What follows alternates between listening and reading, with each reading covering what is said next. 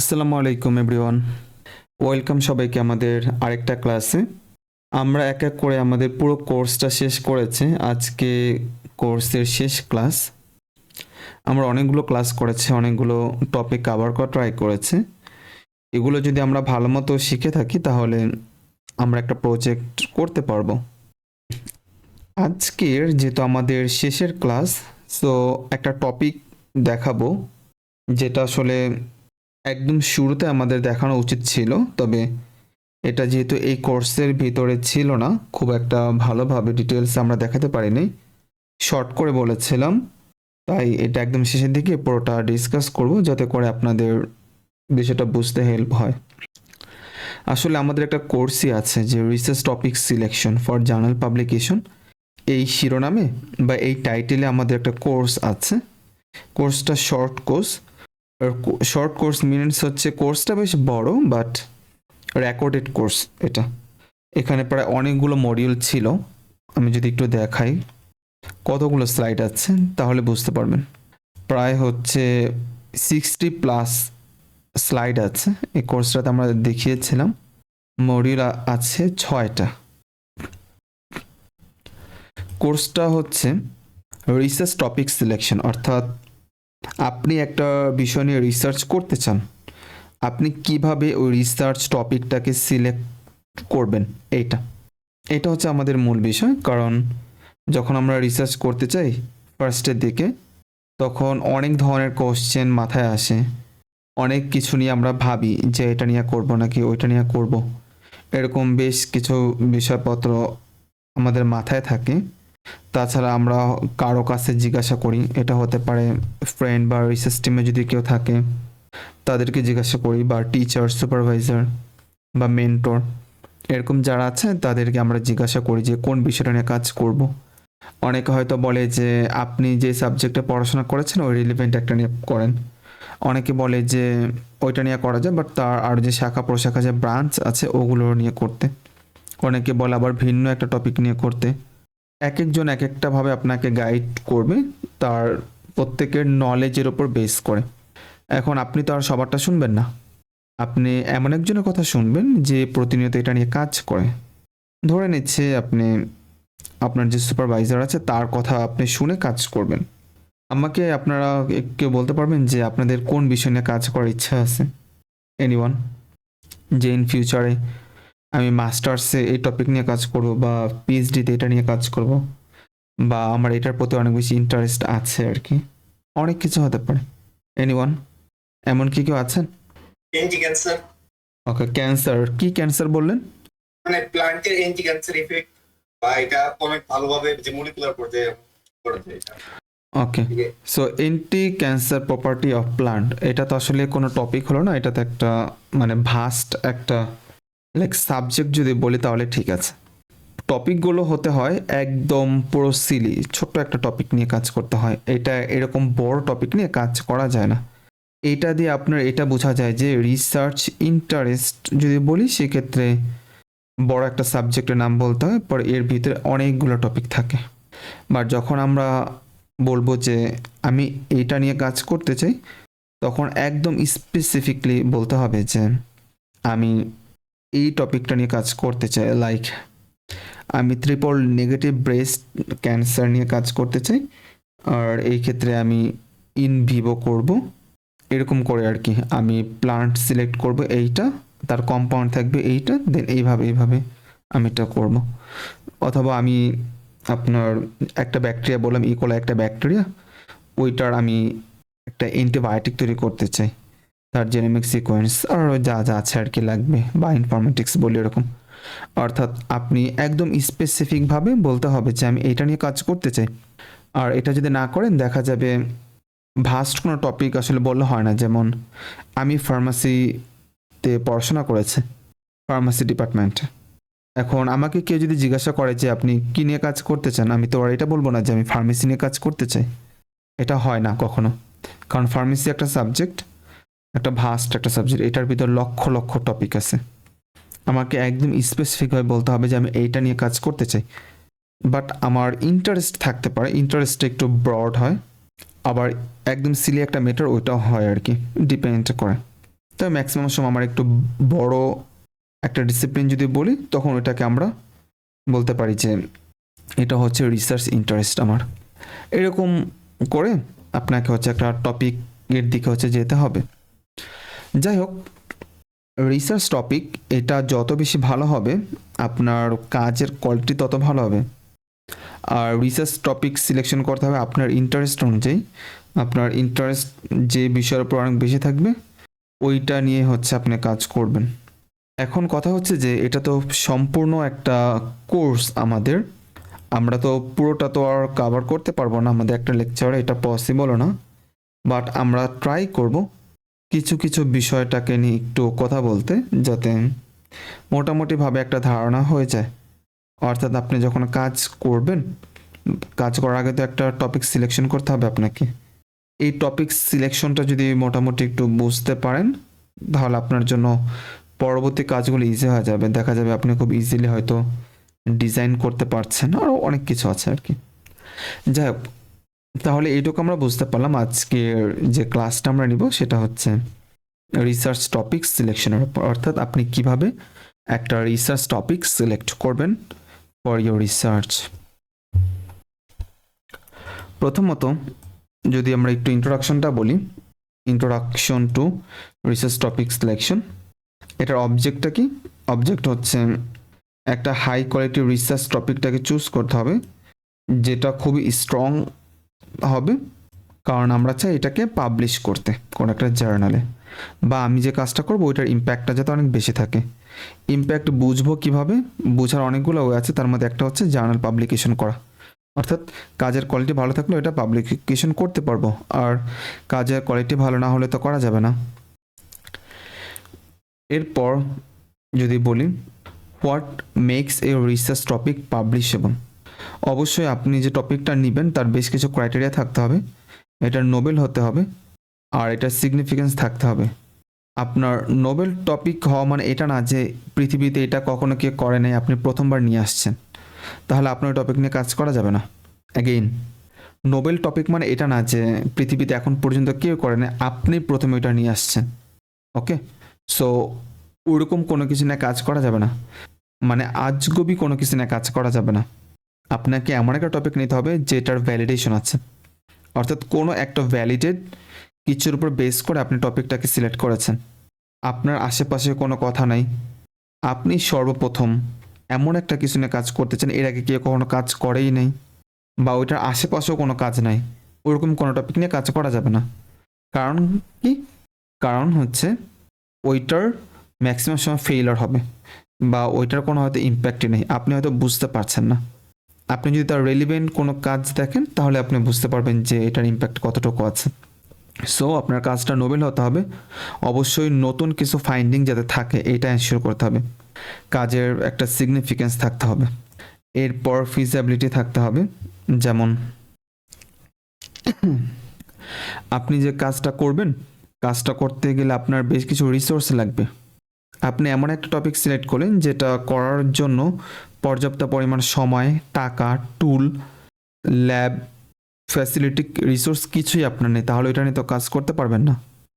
আপনি থাকেন হচ্ছে সাপোজ বাংলাদেশে, এর মধ্যে থাকেন আপনি একদম গ্রামের একটা সাইটে, ওইখানে আপনি পড়াশোনা করেছেন কোনো একটা ইউনিভার্সিটিতে।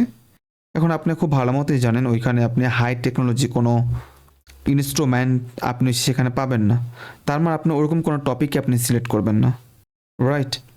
করা যাবে না, করলে আপনি এটা কাজ করতে পারবেন না। আপনাকে ওটা করতে গেলে এমন জায়গায় যেতে হবে যেখানে রিসোর্সগুলো অ্যাভেলেবল আছে। এরপর ওইটা করতে অনেক টাকা লাগে, আপনার কাছে তো টাকা নেই, আপনি তো স্টুডেন্ট, আপনার ইউনিভার্সিটি আপনাকে ফান্ড দিবে না, আপনার টিচারও আপনাকে কোনো টাকা দিবে না, আপনি কীভাবে করবেন? সো বোঝা গেল যে টাকাটাও কী করে ম্যাটার করে। এরপর আপনি মনে করেন যে জেনোমিক সিকোয়েন্স নিয়ে কাজ করবেন, বা ইনফরমেটিক্সের জন্য যেটা নিয়ে কাজ করতে চান, যে অর্গানিজমের, ওইটার হচ্ছে ডাটা নাই কোনো, আপনি কাজ করতে পারবেন না, সো লিমিটেশন আছে। এরপর টুল, অর্থাৎ আপনি কাজ করার জন্য যে ধরনের অনলাইন টুল দরকার হতে পারে, সফটওয়্যার দরকার হতে পারে, বা এটা হতে পারে কোনো একটা মেশিনারিজ, কোনো ইকুইপমেন্ট, এটা আপনার নাই, সো কাজ করা যাবে না। তার মানে আপনাকে এই বিষয়টা কনসিডারেশন নিতে হবে। শুধু একটা টপিক আমার ভালো লাগছে আর আমি এটা নিয়ে নিব, বিষয়টা ওরকম না। আপনাকে প্রত্যেকটা বিষয় ধরে ধরে চিন্তা করতে হবে যে এটা আমি করতে পারবো নাকি পারবো না। এরপর আরেকটা গুরুত্বপূর্ণ বিষয়, সেটা হচ্ছে আপনার অ্যাপ্রুভাল। ওকে, ইথিক্যাল অ্যাপ্রুভাল, এটা হচ্ছে আপনাকে নিতে হবে। যেমন আপনি যদি কোনো অ্যানিমেলের উপরে কাজ করেন, অবশ্যই আপনাকে ইথিক্যাল অ্যাপ্রুভাল নিতে হবে আপনার যে ইউনিভার্সিটি বা প্রতিষ্ঠান আছে ওই জায়গা থেকে। অথবা আপনি ক্লিনিক্যাল ডাটা নিয়ে কাজ করেছেন, অর্থাৎ হিউম্যান থেকে ডাটা কালেক্ট করেছেন। এখন এটা তো আপনি রাস্তাঘাট তো কালেক্ট করতে পারবেন না, আপনাকে কোনো একটা হসপিটালের থেকে হচ্ছে কালেক্ট করতে হবে। এখন কথা হচ্ছে ওই হসপিটাল কি আপনাকে ইথিক্যাল অ্যাপ্রুভাল দিয়েছে কিনা, তারা কি ওইটা আপনাকে কালেক্ট করে দিয়েছে কিনা, এই জিনিসটা হচ্ছে গুরুত্বপূর্ণ। কারণ আপনি তো রাস্তা থেকে কোনো মানুষ ধরে তো স্যাম্পল নিতে পারবেন না, ব্লাড নিতে পারবেন না।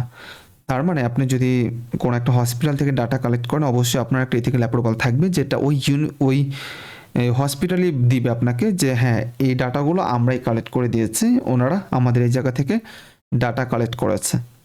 দ্যাট মিন্স আপনাকে ইথিক্যাল অ্যাপ্রুভালটা লাগবে। এরপর স্যাম্পল অ্যাক্সেস, ল্যাবরেটরি সাপোর্ট, সবগুলো যে আপনার দরকার হবে বিষয়টা ওরকম না, আপনি যে ফিল্ডে কাজ করবেন ওই ফিল্ডের জন্য হচ্ছে এগুলো দরকার হবে। এরপর হচ্ছে ক্লিয়ার স্কোপটা কি, টু ব্রড, এটা নিয়ে কাজ করতে পারবেন না, কারণ আপনার কাছে অতটা ফান্ডিং নেই, অতটা ফ্যাসিলিটি নেই, করা যাবে না। এরপর যদি টু ন্যারো, খুবই ছোট টপিক হয়, ওইটার কোনো হয়তো কন্ট্রিবিউশন নেই, ইম্প্যাক্ট নেই, ওইটা করা যাবে না। এমন টপিক নিতে হবে, ন্যারো টপিক আপনি নেবেন, বাট এমনটা নেবেন যেটা একটা কন্ট্রিবিউশন থাকে, অর্থাৎ সোসাইটিতে তার একটা ইম্প্যাক্ট ক্রিয়েট হবে, ওরকম একটা টপিক সিলেক্ট করতে হবে। এরপর a good topic has a balanced manageable scope, ভালো একটা টপিক নেবেন যেটা আপনি ম্যানেজ করতে পারবেন, ব্যালেন্স করতে পারবেন। সাপোজ আমি আমাদের যে ল্যাব আছে এখানে 5টা যে জিনের জন্য প্রাইমার তৈরি করেছে 400টা, ফার্স্ট অফ অল মানে 400টা বেস্ট কম্বিনেশন তৈরি করেছে, 400-র বেশি। কিন্তু আমি আমার ল্যাবের ভিতরে এতগুলো তো কাজ করতে পারবো না, আমার এতটা ফান্ডিং নেই, আমার টাইম নেই, আমার ওই পরিমাণে রিসোর্স নেই। করা যাবে, হয়তো অনেক সময় লাগবে, বাট আমি তো করতে পারবো না, আমার টপিকটা ভালো করতে পারবো না। তাহলে কি করতে হবে, আমাকে একটা ব্যালেন্স ওয়েতে যেতে হবে যেখানে আমি হ্যান্ডেল করতে পারবো এটাকে, যেটা আমি ম্যানেজ করতে পারবো, ওরকম একটা কিছু সিলেক্ট করতে হবে। Right now I selected 22 number of best combination, অর্থাৎ 22টার মতো আমি বেস্ট কম্বিনেশন সিলেক্ট করেছি, ওইটার উপর ল্যাবে কাজ করছে। মানে বিষয়টা কি বোঝা গিয়েছে আপনাদের? এমন একটা নিতে হবে যেটা ব্যালেন্স এবং ম্যানেজেবল। এরপর অ্যালাইনমেন্ট উইথ জার্নাল স্কোপ, আপনি যদি চান আপনার পেপারটা ভালো একটা জার্নালে পাবলিশ করবেন, আপনাকে এটা একটু দেখে নিতে হবে যে জার্নালগুলো কোন ধরনের পেপার নিচ্ছে। বর্তমানে যদি আপনার করোনা ভাইরাস নিয়ে কাজ করেন, কোভিড-19 নিয়ে কাজ করেন, আপনার পেপার অ্যাকসেপ্ট হবে না, পাবলিকেশন তো অনেক পরের কথা, ডেস্ক রিজেক্ট হয়ে যাবে প্রায় 95%। কেন এটা হবে? কারণ বর্তমানে কোনো করোনার পেশেন্ট কিন্তু নেই, কেউ করোনা দ্বারা এফেক্ট হচ্ছে না, আর হলেও দেখা যাবে এটার জন্য এস্টাবলিশ মেডিসিন অলরেডি কিন্তু বাজারে চলে আসছে আর 2-3 বছর আগে। এখন এটা নিয়ে কাজ করলে পাবলিশ হবে না। বাট একটা সময় ছিল 2021-22-এর দিকে, যখন আমরা ইউনিভার্সিটিতে ছিলাম, তখন অনেক বেশি করোনা নিয়ে কিন্তু পেপার অ্যাকসেপ্ট হয়েছে, কারণ ওইটা তখন ওই প্যান্ডামিক সিচুয়েশনটা ছিল, তখন জার্নালগুলো ওই ধরনের পেপার অনেক বেশি নিচ্ছিল। দ্যাট মিনস আপনাকে এটা বুঝতে হবে যে জার্নাল স্কোপ বা জার্নাল ডিমান্ড কি, বা বর্তমান কোন জিনিসটা হচ্ছে চলছে, ওই বিষয়টা নিয়ে যদি কাজ করেন পেপার অ্যাকসেপ্ট হবে, পাবলিকেশন হবে। আর যদি মানে যেটা অ্যাকচুয়ালি দরকার নাই ওইগুলো নিয়ে যদি কাজ করেন, তাহলে আপনার পেপারটা কেন হবে আমাকে বলেন? আপনার পেপারে তো কোনো ইম্প্যাক্ট নেই, ধরে নিচ্ছে আপনার পেপারে নোবেলিটি অনেক বেশি, বাট আপনার পেপারে কোনো ইম্প্যাক্ট কিন্তু নাই, রাইট? সো পেপার কিন্তু সামনের দিকে যাবে না, পেপার রিজেক্ট হয়ে যাবে। That means before selection the research topic you need to verify the demand of the journal. Okay, জার্নালের ডিমান্ড কি এই জিনিসটাকে আপনাকে আন্ডারস্ট্যান্ডিংয়ে রাখতে হবে। এরপর হচ্ছে outcome, learners can evaluate whether a topic is publishable quality or not.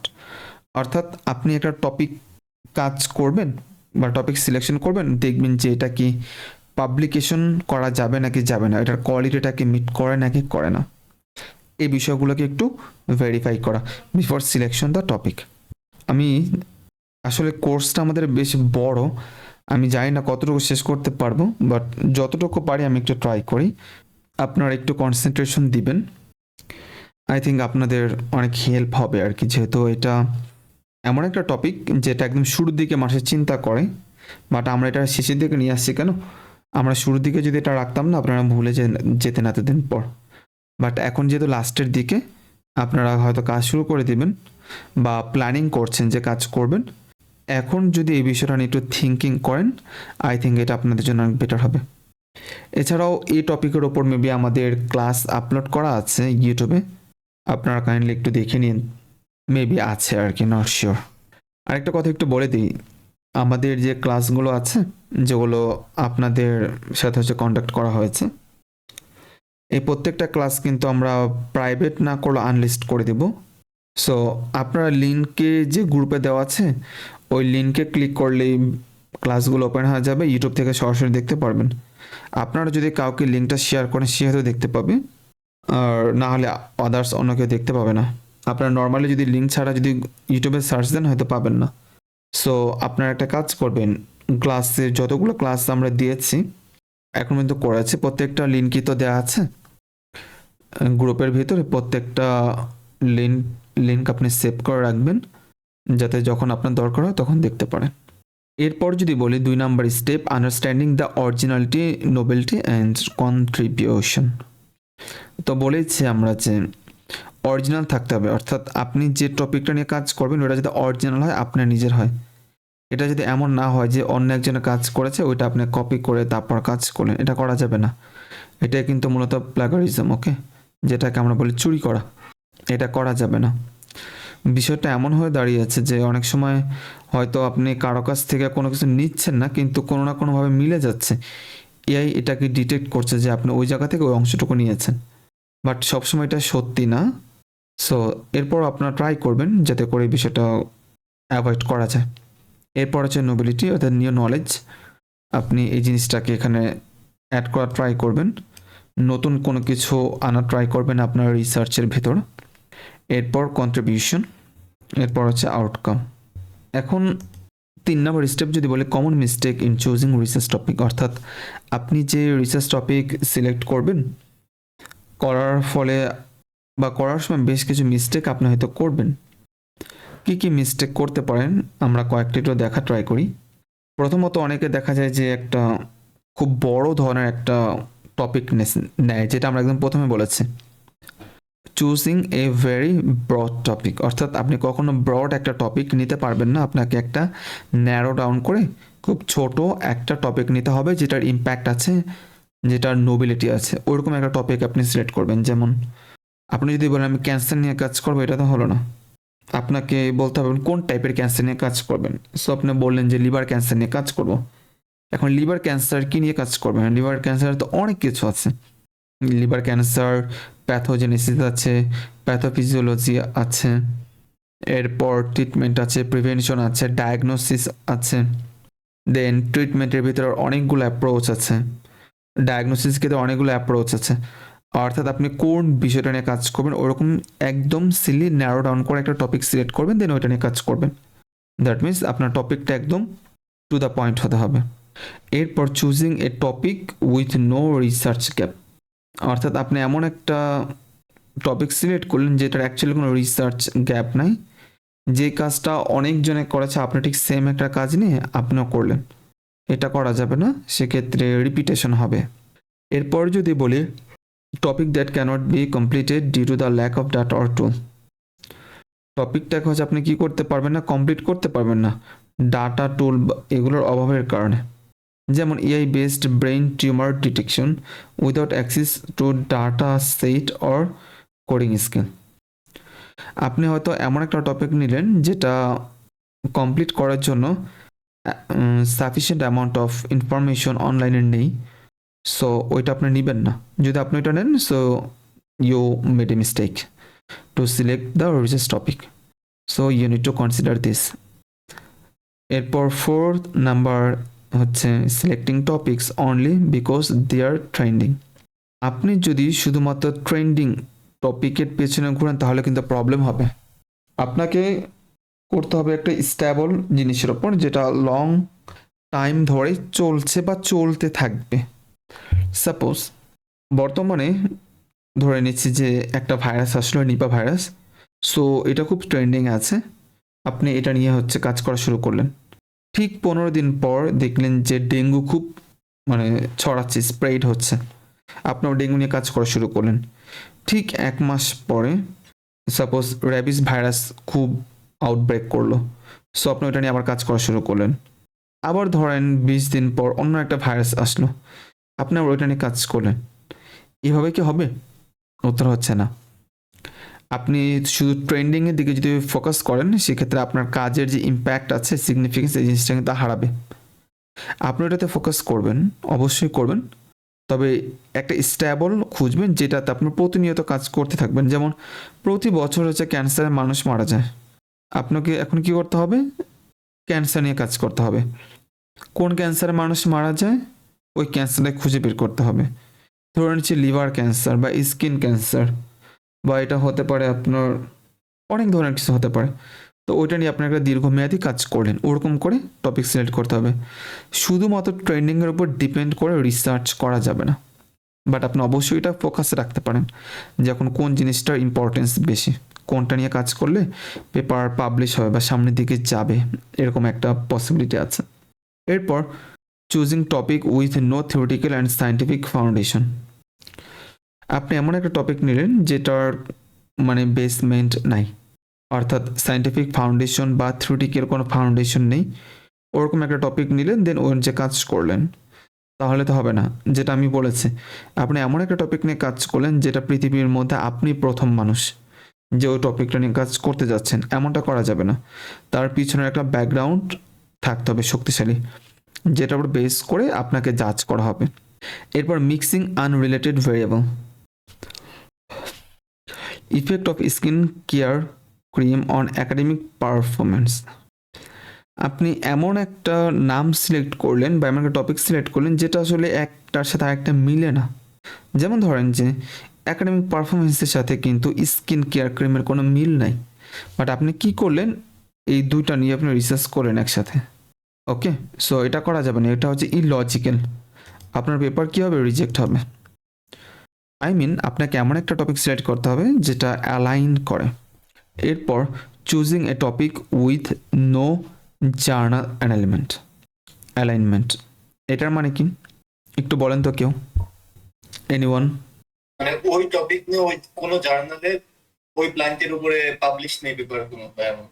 এটার মানে হচ্ছে যে আপনি একটা টপিক চুজ করলেন। হ্যাঁ হ্যাঁ, কেউ বলবেন? ওকে, আমি বলি তাহলে। সাপোজ আপনি একটা টপিক নিয়ে কাজ করলেন, কিন্তু ওই টপিক নিয়ে কাজ করলে কোনো জার্নাল আপনার পেপার পাবলিশ করবে না, তার এর আগে কখনো করে নেই, প্রিভিয়াস কোনো হিস্টোরি নেই। অর্থাৎ প্রত্যেকটা জার্নালের কিন্তু স্কোপ আছে, যে ওই জার্নাল কোন কোন স্কোপে কোন কোন এরিয়াতে পেপার পাবলিশ করে। এখন আপনি এমন টপিক নিলেন যেটা কোনো জার্নালের স্কোপের সাথে মিলে না। যেহেতু কোনো জার্নাল স্কোপের সাথে মিলে না, দ্যাট মিন্স কোনো জার্নাল ওই ধরনের কোনো পেপার পাবলিশ করে না, তার মানে আপনার কাজটা পাবলিশ হবে না বা না হওয়ার পসিবিলিটি অনেক বেশি। দ্যাটস ওয়াই আপনাকে টপিক সিলেকশনের ক্ষেত্রে একটু বিচক্ষণতার পরিচয় দিতে হবে, অর্থাৎ যেটা মন চায় ওইটাই করে ফেলবো এমনটা করা যাবে না। যদি করেন পেপার কিন্তু রিজেক্ট হবে। আমরা বলি না যে পেপার কেন রিজেক্ট হয়, দেখতে পাচ্ছেন অনেকগুলো কারণে পেপার রিজেক্ট হতে পারে, এই যে আমরা যেগুলো দেখছি আর কি, যে মিস্টেক আমরা করি। এরপর যদি একটু বলি real example of strong versus weak research topic. আপনি দেখবেন যে যদি আপনার রিসার্চ টপিক এটা যদি স্ট্রং হয়, সেক্ষেত্রে এটার পাবলিশ হওয়ার পসিবিলিটি অনেক বেশি। আর এটা যদি আপনার দুর্বল হয়, সেক্ষেত্রে কিছুটা কম। এখন কথা হচ্ছে আমরা কিভাবে বুঝবো একটা টপিক স্ট্রং নাকি এটা উইক? যখন দেখবেন কেউ নর্মাল টপিক নিয়ে কাজ করে একদম অ্যাজ ইউজুয়াল, সো ওইটাকে সাধারণ অবস্থায় ধরে নিতে পারেন যেটা দুর্বল একটা টপিক। আর কেউ যদি ওইটাকে একদম মলিকুলার লেভেলে গিয়ে চিন্তা করে, তারপর হচ্ছে কাজ করে অ্যাডভান্স টপিক করে, so we can say it can B a strong topic. যেমন ডায়াবেটিস অ্যামং অ্যাডাল্টস, অর্থাৎ অ্যাডাল্টসের মধ্যে ডায়াবেটিস, এটা একটা টাইটেল ধরে নিচ্ছে, খুব ছোট বা শর্ট একটা টাইটেল। এটা ধরেন যে আমি লিখলাম, এটার উপর একটা আর্টিকেল লিখলাম, ডায়াবেটিস এবং অ্যাডাল্ট, অর্থাৎ যারা বয়স্ক আছে তাদের মধ্যকার যে ডায়াবেটিস যেটা সেটা। ধরেন আপনি একটা টপিকের উপর লিখলেন, টপিক একটু ডিফারেন্ট বাট এটার সাথে অনেকটা মিল আছে। ওইটা কি? Predictive modelling of type 2 diabetes risk using lifestyle factor among adult in urban Bangladesh. দেখেন এখানে ডায়াবেটিস অ্যামং অ্যাডাল্ট, এটা ঠিক আছে, আপনি ঠিক এই টপিকটা নিয়ে কিন্তু লিখেছেন, যেমন অ্যামং অ্যাডাল্ট নিয়ে লিখেছেন, আর এখানে টাইপ 2 নিয়েছেন, অথচ আমরা এখানে নিয়েছিলাম শুধুমাত্র ডায়াবেটিস। কারো মনে হয় মাইক্রোফোনটা অন আছে? দেখেন আমরা এখানে কি করতে পারি, ডায়াবেটিস 3 প্রকার তাই না? টাইপ 1, টাইপ 2, আরেকটা হচ্ছে জেস্টেশনাল ডায়াবেটিস, অর্থাৎ এরকম 3 ধরনের ডায়াবেটিস আমরা পাই।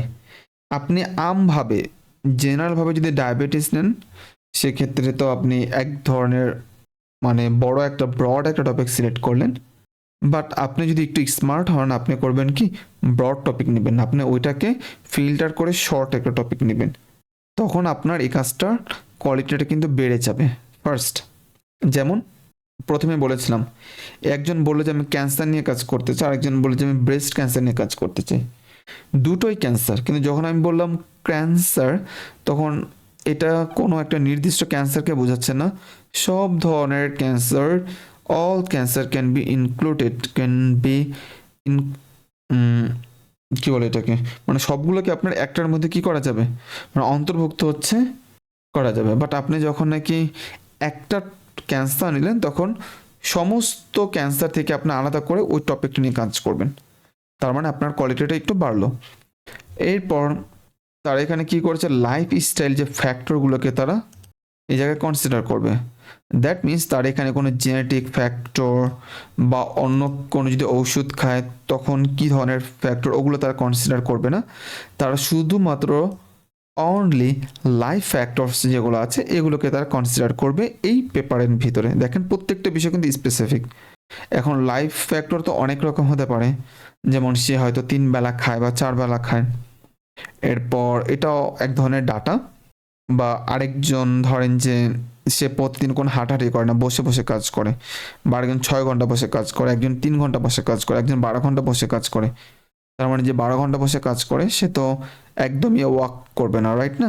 রাইট, অর্থাৎ সে তো হাঁটবে না, তার মানে তার ডায়াবেটিস হওয়ার পসিবিলিটি না হলেও তার ডায়াবেটিস হবে এর সম্ভাবনা কিন্তু অনেক বেশি, ধরে নিচ্ছি তার পসিবিলিটি অনেক বেশি। অর্থাৎ এই ধরনের লাইফ ফ্যাক্টরগুলো এখানে তারা ইনক্লুড করেছে। এরপর তার এখানে প্লেসটাকে কিন্তু নির্দিষ্ট করে দিয়েছে। দেখেন প্রথম যখন আমরা বললাম যে ডায়াবেটিস অ্যামং অ্যাডাল্ট, এখন কথা হচ্ছে এটা কোন দেশের কথা বলা হচ্ছে, পুরো ওয়ার্ল্ডের ভিতর থেকে আমরা ডাটা কালেক্ট করব, তার মানে এটা খুবই ভাস্ট একটা টপিক। বাট যখন নাকি আমরা পুরো দেশের কথা না বলে জাস্ট একটা দেশের কথা বললাম তখন বিষয়টা একদম স্পেসিফিক হয়ে গেল। এটাকে আরও স্পেসিফিক করা যায়, লাইক আপনি যদি বলেন শুধু ঢাকার মধ্যে আমরা করতে চাই, আমরা বাংলাদেশে করতে চাই না, তখন এটা আরও স্পেসিফিক হয়ে যাবে। এরপর ধরেন যে এখানে তার লাইফ স্টাইল তো বলেছে, নির্দিষ্ট করে বলে নাই তারা লাইফ স্টাইল ফ্যাক্টর কোনটা তারা কনসিডার করবে। এখানে অনেক ধরনের থাকতে পারে, সাপোজ আপনি ওই জায়গা থেকে যে কোনো একটা বা দুইটা সিলেক্ট করলেন তখন এটাকে আরও অনেক বেশি স্পেসিফিক হয়ে যাবে। ঠিক সেমভাবে হচ্ছে এগুলো আর কি। দেখেন সোশ্যাল মিডিয়া অ্যান্ড স্টুডেন্ট, এখন সোশ্যাল মিডিয়াতে অনেকগুলো আছে, কোন সোশ্যাল মিডিয়া স্টুডেন্টরা ইউজ করে বা স্টুডেন্টদের উপর ইম্প্যাক্ট অনেক বেশি ফেলে। এখন দেখেন প্রথমটা অনেক উইক, কেন উইক, কারণ এখানে নির্দিষ্ট করে বলে দেওয়া হয়নি যে সোশ্যাল মিডিয়া কোনটা। বাট দ্বিতীয়জন যে টাইটেলটা লিখেছে বা রিসার্চের কাজটা করবে সে কিন্তু বলে দিয়েছে যে তার টিকটক ইউজ করে ডেইলি, এবং কখন এই জিনিসটা তার কোন জায়গায় ইম্প্যাক্ট ফেলে, তার কোয়ালিটি, স্লিপ কোয়ালিটি এবং কগনিটিভ পারফরমেন্সের ক্ষেত্রে এই জিনিসটা তারা ইম্প্যাক্ট ফেলে। এবং এখানে দেখেন স্টুডেন্ট বলছে, এখানে নির্দিষ্ট করে কিন্তু বলে নেই কোন জায়গার স্টুডেন্ট, বাট পরে যদি আমরা দেখি পরবর্তীতে তারা এখানে বলেছে এশিয়া স্টুডেন্ট। আপনি যদি এটাকে আরও স্পেসিফিক করতে চান সেক্ষেত্রে আপনি বলতে পারেন যে কোনো একটা কান্ট্রির নাম বলতে পারেন। এশিয়ার ভিতরে তো অনেকগুলো দেশ আছে, রাইট, আপনি যখন একটা দেশের নাম বলবেন অথবা আপনি ওই দেশের একটা সিটির নাম বলবেন তখন দেখা যাবে কি যে আরও অনেক বেশি স্পেসিফিক হয়ে যাবে। এরপর হোয়াই স্ট্রং টপিক ওয়ার্ক, এটা অনেক বেশি specific. Researchable, Nobel, clear population and significant problem being addressed, এগুলো। আমাকে একটু সাউন্ড দেন তো, আপনারা কি বুঝতে পারছেন কিনা? জি ভাই। ওকে, তাহলে কন্টিনিউ করলাম। মডিউল 2, মডিউল 2তে হচ্ছে সার্চ দ্য লিটারেচার ইফেক্টিভলি। আপনি যখন একটা রিসার্চ টপিক সিলেক্ট করবেন তখন রিসার্চ টপিক খোঁজার জন্য ডিফারেন্ট ডিফারেন্ট যে আপনার আছে না সার্চ ইঞ্জিন, সেগুলো ইউজ করবেন। যেমন Google scholar, PubMed, Scopus, web science, science direct, তাছাড়া রিসার্চ গেট, এরকম আর বেশ কিছু প্ল্যাটফর্ম আছে, সার্চ ইঞ্জিন আছে। ওই জায়গা থেকে হাই কোয়ালিটি হাই ইম্প্যাক্ট পেপারগুলো খুঁজে বের করবেন। এরপর তাদের যে রিসার্চ গ্যাপ আছে এইটাকে আপনারা খুঁজে বের করবেন। এটা নর্মালি শেষের দিকে পেয়ে যাবেন পেপারের মধ্যে। এছাড়া হচ্ছে আপনার নর্মালি দেখবেন যে অনেক আর্টিকেল আছে, তারা শেষের দিকে একটা টাইটেল রাখে, একটা সেকশন রাখে, তার নাম ফিউচার ডিরেকশন বা ফিউচার পার্সপেক্টিভ, ওইখানে গেলে আপনারা পেয়ে যাবেন। সো এই ধরনের যে সার্চ ইঞ্জিন আছে ওখানে যাবেন, গিয়ে খোঁজার ট্রাই করবেন বা বুঝার ট্রাই করবেন। এরপর গুগল স্কলার, এটা সবাই আমরা জানি। পাবমেড মেডিকেল সায়েন্সের জন্য খুব ভালো, এখানে আপনি হাই কোয়ালিটি পেপারগুলো পাবেন। স্কোপাস খুবই ভালো একটা সাইট, মূলত তারা ইন্ডেক্সিং প্রোভাইড করে। ওয়েব অফ সায়েন্স, এটা সবচেয়ে ভালো যদি বলি, এরা আপনার কি ইম্প্যাক্ট ফ্যাক্টরটা দেয়। আমরা বলি না যে একটা জেনারেল ইম্প্যাক্ট ফ্যাক্টর হচ্ছে 5.8, 9.4, এই সবগুলো ওয়েব অফ সায়েন্স তারা প্রোভাইড করে। আর এই যে এখানে যে দেখলাম স্কোপাস, তারা মেনলি প্রোভাইড করে সাইট স্কোর। তার মানে সাইট স্কোর আর ইম্প্যাক্ট ফ্যাক্টর দুইটা কিন্তু আলাদা। ইম্প্যাক্ট ফ্যাক্টর ক্যালকুলেশন করতে গেলে প্রিভিয়াস 2 ইয়ার্সের সাইটেশনগুলোকে ক্যালকুলেশন করে এটাকে ক্যালকুলেট করা হয়। সেমভাবে হচ্ছে সাইট স্কোর, এটা মেবি প্রিভিয়াস 3 ইয়ার্সের ডাটাগুলোকে বা সাইটেশনগুলোকে ক্যালকুলেশন করে তারপর করা হয়। আমাদের লেকচার আপলোড করা আছে, দেখবেন আপনারা কীভাবে হচ্ছে ক্যালকুলেশন করে ইম্প্যাক্ট ফ্যাক্টর IF ক্যালকুলেশন করা হয়, একটু দেখে নিন কষ্ট করে। এরপর যখন আপনি পেপার সার্চ করতে যাবেন গুগল স্কলার, তখন ডিফারেন্ট ওয়ে অ্যাপ বা অ্যাপ্রোচ আপনারা ইউজ করবেন পেপার খোঁজার জন্য। যেমন অ্যান্ড যদি ইউজ করেন, অ্যান্ডের আগে পরে যে ওয়ার্ড দিবেন ওই দুটা ওয়ার্ডে যদি থাকে টাইটেলের ভিতর, তাহলে এটা শো করবে। আর যদি অর ইউজ করেন সেক্ষেত্রে দুইটার যেমন একটা থাকলে হচ্ছে শো করবে। তারপর আছে নট, এরপর হচ্ছে কোটেশন মার্ক তো আমরা সবাই বলছি, জাস্ট কোন একটা উক্তি বা কোটেশন ওই জিনিসকে আটকানো অবস্থা থাকে, ওরকম করে সার্চ করলে ওরকম রিলেটেড যদি কোনো থাকে সেক্ষেত্রে চলে আসবে। জাস্ট এগুলো দেখবেন আপনারা। সার্চ ফিল্টার, সাল দিয়ে, সাবজেক্ট দিয়ে, অথর দিয়ে। এরপর হচ্ছে tracking recent Trends in your research field. আপনি যে টপিক নিয়ে কাজ করবেন ওই টপিকের ওপর দেখবেন যে প্রিভিয়াস কী কী কাজ হয়েছে আর ট্রেন্ডিংয়ে কোন জিনিসটা থাকে, ট্রাই করবেন ওই জিনিসটার উপর ফোকাস করতে। এরপর হাই ইম্প্যাক্ট জার্নাল ওয়েবসাইট, বেশ কিছু পাবলিশার আছে তারা খুবই হাই ইম্প্যাক্ট। যেমন আজকে যদি বলি আমাদেরই একটা ইউনিভার্সিটির বড় ভাই, ওনাদের একটা হাইলাইট পাবলিশ করেছে একটা আর্টিকেলের, সেটা হচ্ছে 52 ইম্প্যাক্ট ফ্যাক্টর, অর্থাৎ 52 ইম্প্যাক্ট ফ্যাক্টর এটা পাবলিশ হয়েছে। সো এটা একটা হাই ইম্প্যাক্ট, রাইট?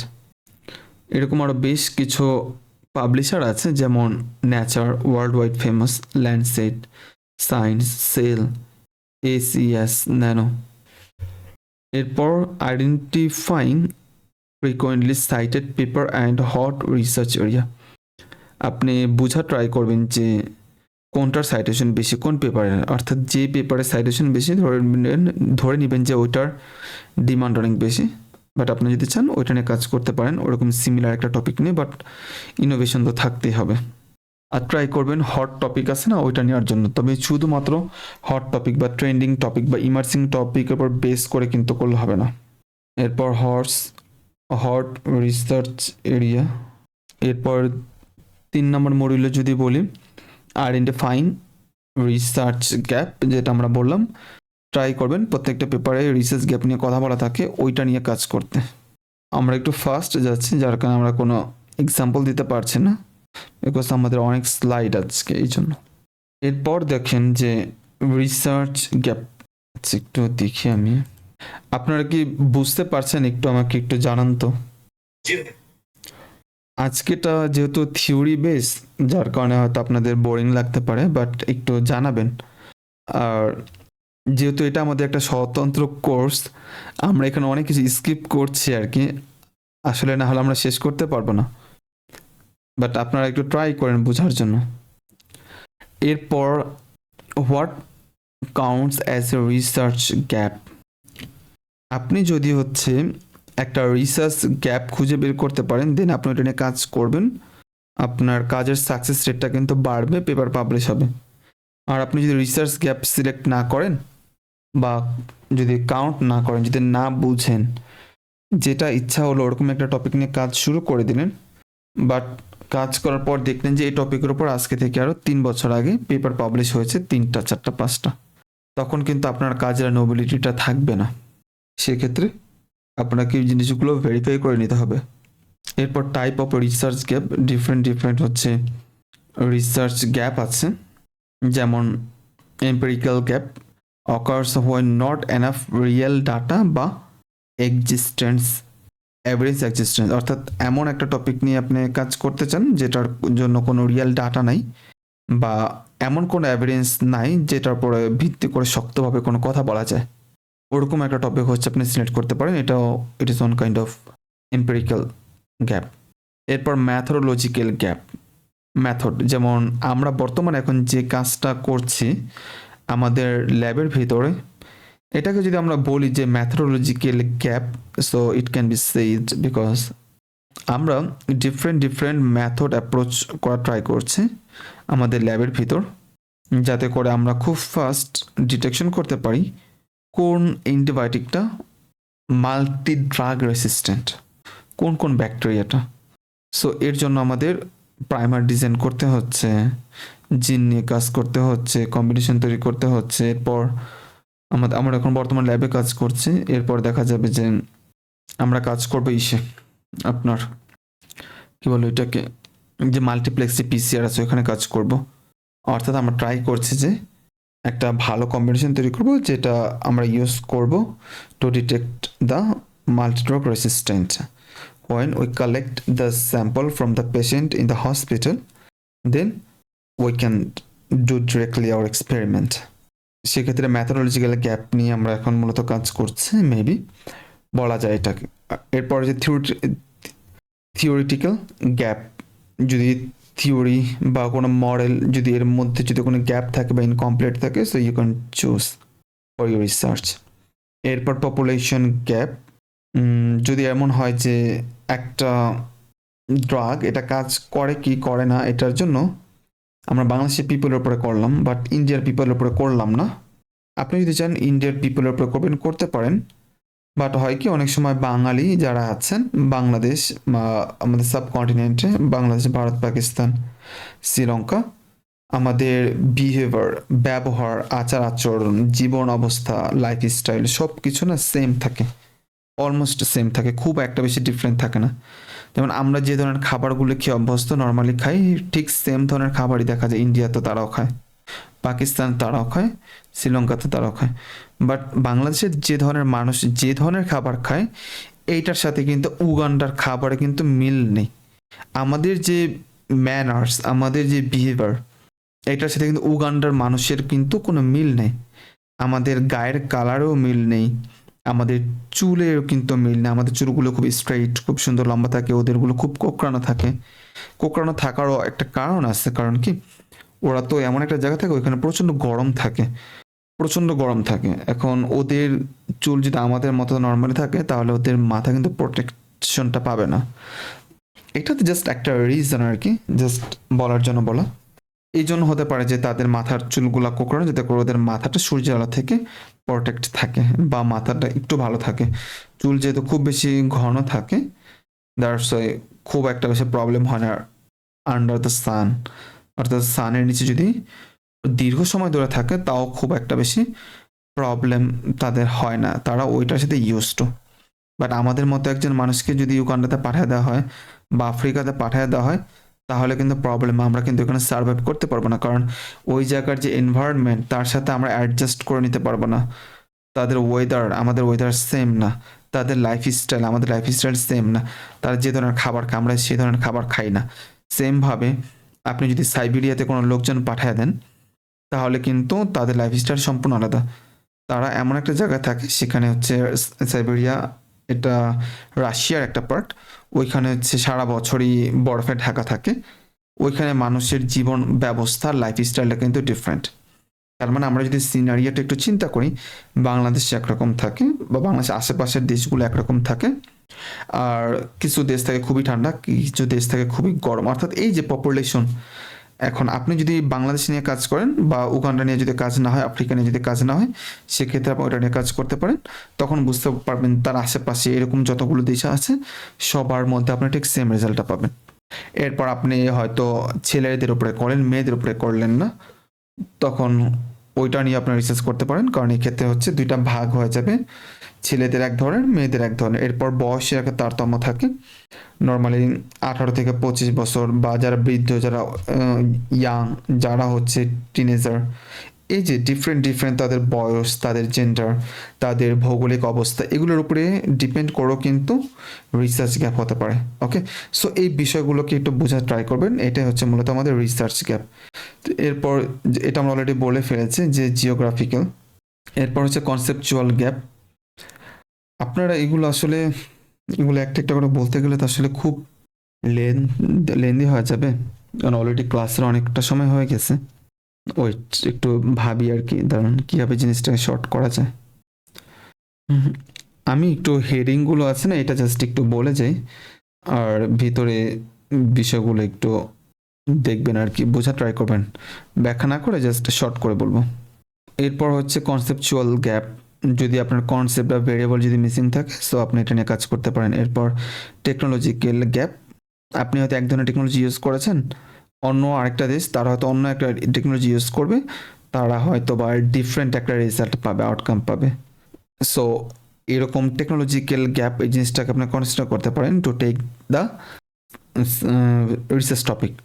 এরপর how to convert a gap into a researchable question. একটা রিসার্চ গ্যাপকে আপনি কীভাবে কোশ্চেন করবেন।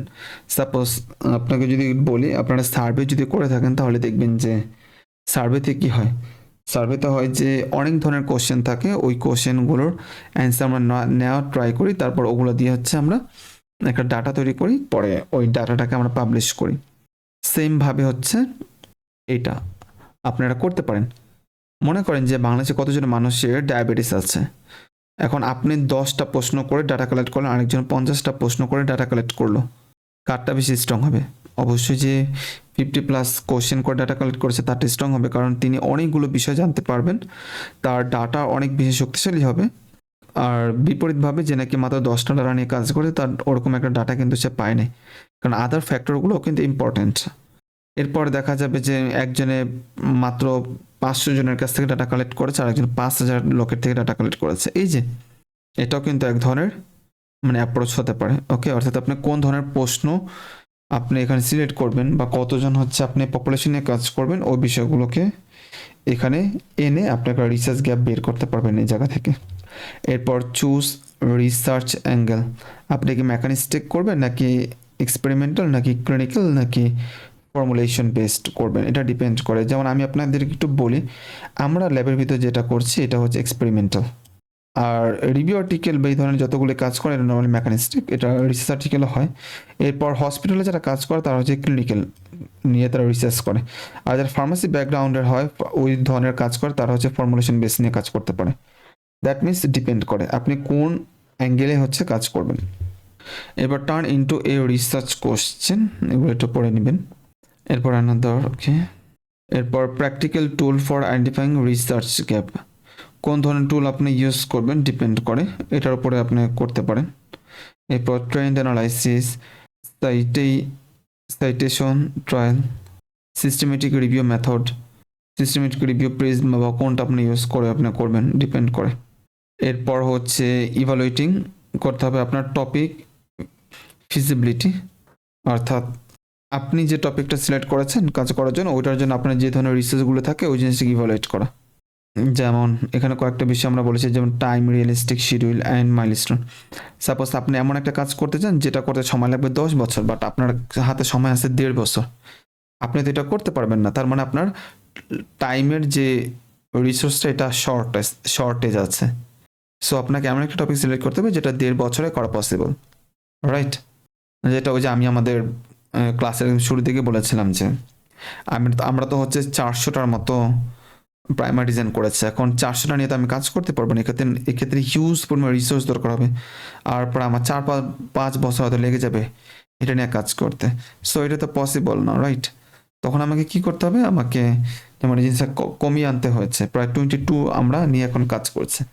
এখন এটাকে হয়তো আমরা আরও অনেক কমায় নিয়ে আসবো সামনে, যাতে করে আমরা একটা ভালো কাজ করতে পারি, কারণ আমাদের টাইম হচ্ছে শর্ট, আমরা চাইলেও বেশি পরিমাণ কাজ করতে পারবো না। সো টাইম এটা হচ্ছে একটা রিসোর্স। এরপর হচ্ছে রিয়েলিস্টিক যেটা আছে, এটা আপনি এমন একটা কাজ করবেন যেটা হওয়ার মানে সাকসেস হওয়ার পসিবিলিটি অনেক বেশি, আর এটার দ্বারা অ্যাকচুয়ালি মানুষের উপকার হবে, আপনার এটার একটা ইম্প্যাক্ট থাকবে, সিগনিফিকেন্স থাকবে। সাপোজ আমি যদি আপনাকে বলি সমুদ্রের নিচে একটা মাছ আছে, যে কোনো ধরনের একটা মাছ যেটা এতটা পপুলার না, এটা ভালো মতো কেউ চিনেও না, এখন আপনি ওইটা নিয়ে রিসার্চ করবেন। আমাকে একটু বলেন তো ওইটা নিয়ে রিসার্চ করে আপনার কী লাভ আছে? আপনাকে ওইটা নিয়ে রিসার্চ করতে যে মিলিয়ন মিলিয়ন ফান্ড কোন অর্গানাইজেশন, কোন কোম্পানি আপনাকে দিবে? আর আপনি ধরে নিচ্ছে যে ওইটা দিয়ে আপনার কাজ করলে সাকসেস হলেন, সাকসেস হওয়ার পর তাদের বেনিফিটটা কি? এটা কি এমন কোনো জিনিস যে এটা তা করলে হচ্ছে অনেক বেশি পরবর্তীতে প্রফিট তারা নিয়ে আসতে পারবে? তা তো না। তার মানে আপনাকে এমন একটা জিনিস থিঙ্কিং করতে হবে যেটা রিয়েলিস্টিক, উল্টাপাল্টা আমার যেটা মনে চাইছে আর কি, আমি কোনো জায়গাতে শুনেছি ওইটা নিয়ে কাজ করে দিব, এটা কিন্তু করা যাবে না। আপনাকে এই বিষয়গুলো কনসিডারেশনে রাখতে হবে, রিয়েলিস্টিক কিনা, রিয়েল কিনা, আমি এটাতে ডাটা পাবো কিনা, এটা দিয়ে আমি রেজাল্ট পাবো কিনা, ওইটা দিয়ে হচ্ছে আমি ফার্দার হচ্ছে কাজ করতে পারবো কিনা, বা ওইটার একটা ইম্প্যাক্ট থাকবে কিনা, যে যত মিলিয়ন ডলার হচ্ছে আমি এটাকে ইনভেস্ট করলাম এই পুরো প্রজেক্টটাকে রান করে একদম শেষ করা পর্যন্ত, এইটাকে আমি উঠাতে পারবো কিনা। রিসার্চ মানে কি আমি শুধুমাত্র টাকা ঢেলে যাবো, ওই জায়গাতে কোনো রিটার্ন আসবে না, বিষয়টা তো এরকম না, রাইট?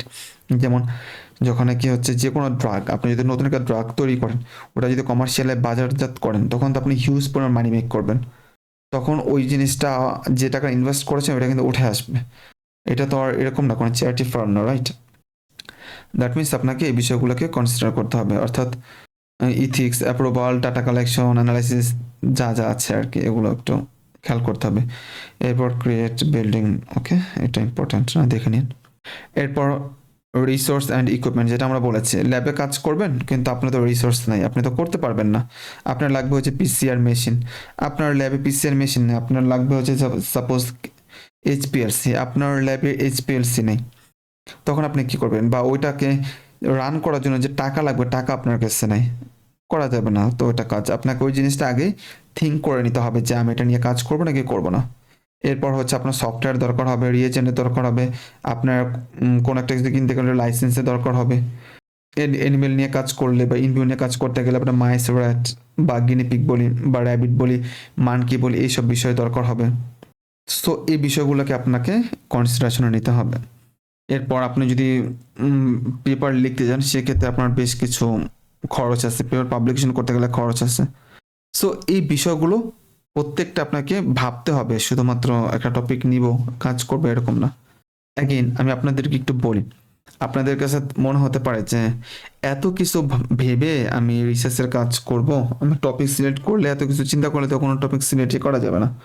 হ্যাঁ, কথা সত্য, তবে আপনি যে সিলেক্ট করবেন ওইটা আপনার এত কিছু না ভাবলেও চলবে, কারণ আমরা যখন একটা কোর্স মেক করি, কোর্সটা কিন্তু শুধুমাত্র মাস্টার্সের স্টুডেন্টের কথা থিঙ্কিং করে কিন্তু করি না, আমরা এখানে ট্রাই করেছি এটা মাস্টার্স হোক, পিএইচডি হোক, বা আপনি ধরেন এফডিএতে জব করেন বা হুতে জব করেন, কোনো প্রবলেম নেই, এই বিষয়গুলো যে আপনার জানা থাকা উচিত। সেক্ষেত্রে আপনি ভুল ডিসিশন নেবেন না, অর্থাৎ একটা পূর্ণাঙ্গ গাইডলাইন যদি বলি, এটা হচ্ছে আমাদের কোর্সটার মধ্যে আছে আর কি। এরপর ডাটা অ্যাভেলেবিলিটি এবং ডাটা কোয়ালিটি, এগুলো চেক করতে গেলে তো টাকা লাগবে, স্যাম্পল সাইজ কত হবে, কোন ধরনের রিসার্চ হবে, এগুলোকে আবার পরবর্তী ভেরিফাই করা। এরপর স্কোপ অ্যাডজাস্টমেন্ট, নারিং অ্যান্ড বার্ডেনিং, ওকে। এরপর ইথিক্যাল কনসিডারেশন যেটা আমরা বললাম এটা আপনাকে নিতে হবে যদি আপনি ওই ধরনের কোনো কাজ করেন, হিউম্যানে কাজ করলে তো মাস্ট নিতে হবে। যেমন আমরা একটা পেপার সাবমিট করেছিলাম একটা জার্নালে, তখন আমরা ওই ইথিক্যাল অ্যাপ্রুভাল এটা পাঠিয়েছিলাম, কারণ এটা হচ্ছে ফার্স্ট অ্যাফিলিয়েটেড হসপিটাল থেকে ডাটা কালেক্ট করা হয়েছে, তখন ওই হসপিটাল থেকে আমরা এটা কালেক্ট করি, দেন ওটা জানালে হচ্ছে এটা দরকার হয়, কারণ তার এটা বলে আপনি যে ডাটাটা নিয়েছেন ওটা ভ্যালিডেশনটা কোন জায়গা থেকে। তখন আমরা যদি বলি এই হসপিটাল থেকে নিয়েছি, এই যে তাদের অফিসিয়াল সিল, তাদের অফিসিয়াল সব কিছু, তখন তারা বুঝতে পারে যে না এটা ডাটা আমরা নিজেরা ম্যানিপুলেট করিনি, আমরা নিজেরা তৈরি করিনি, এটা কোনো জায়গা থেকে বা ওই হসপিটাল থেকে এটা কালেক্ট করা হয়েছে।